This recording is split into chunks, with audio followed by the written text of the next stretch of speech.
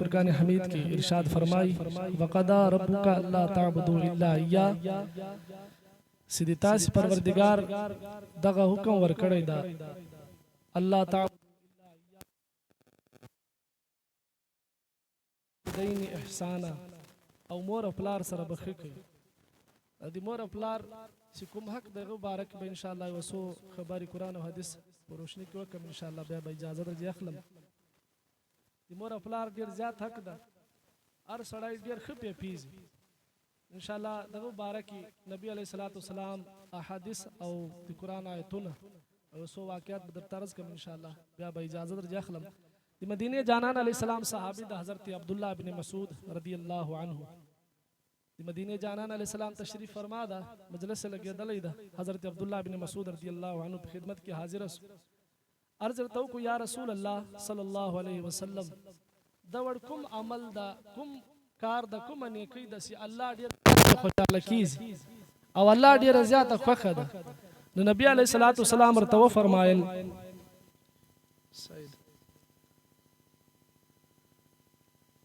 हुजूर अलैहिस्सलाम के सहाबी हैं हज़रत अब्दुल्ला बिन मसूद रज़ी अल्लाह अन्हु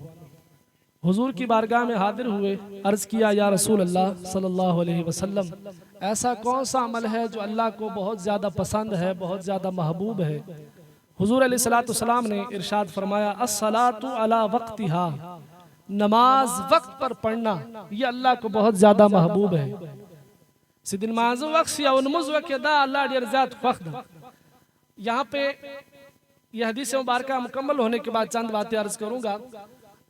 जब हुजूर ने ये इरशाद फरमाया ना कि नमाज अपने वक्त पर अदा करना ये अल्लाह को बड़ा महबूब है फिर अर्ज किया या रसूल अल्लाह सल्लल्लाहु अलैहि वसल्लम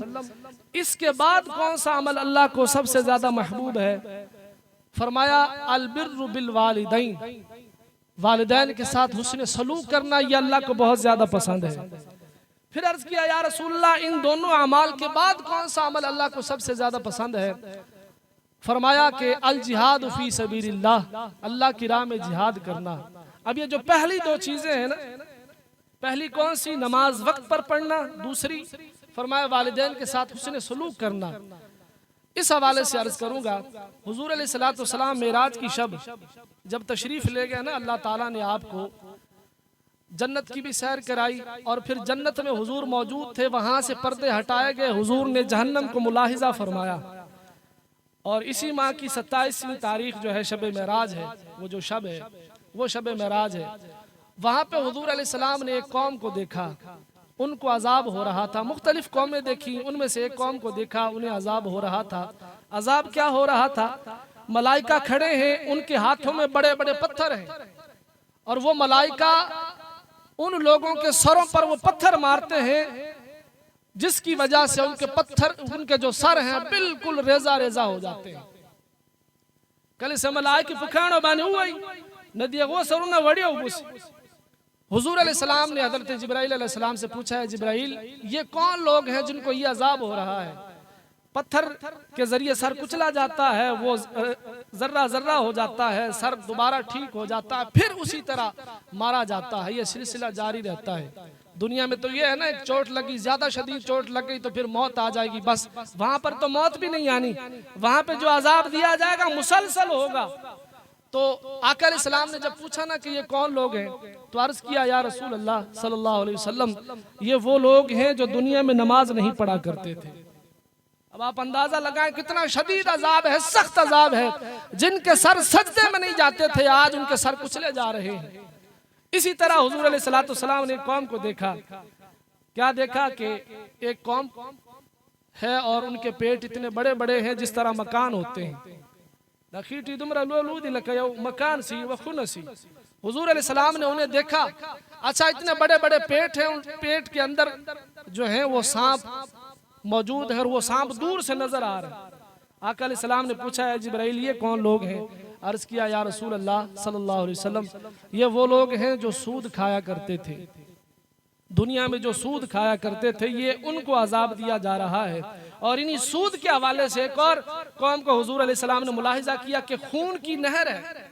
और उस नहर में एक शख्स तैर रहा है वो जब किनारे की तरफ आता है ना तो वहां पर एक फरिश्ता खड़ा है और उसके हाथ में बहुत बड़ा भारी पत्थर है जब वो किनारे की तरफ बाहर निकलने की कोशिश करता है तो वो फरिश्ता उसके मुंह पे वो पत्थर मार देता है, फिर वो नहर के दरमियान में चला जाता है। हुजूर अलैहिस्सलाम ने पूछा है जिब्रील ये कौन लोग हैं? अर्ज किया या रसूल अल्लाह सल्लल्लाहु अलैहि वसल्लम ये वो लोग हैं जो ज़कात नहीं दिया करते थे।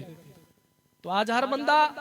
गौर करे कि हम कितनी नमाजें पढ़ते हैं, क्या हम अपने माल की ज़कात निकालते हैं या नहीं। कहीं ऐसा तो नहीं कि सूद जैसी बीमारी जो अल्लाह और उसके रसूल से जंग है, कहीं हम उसमें तो मुब्तला नहीं।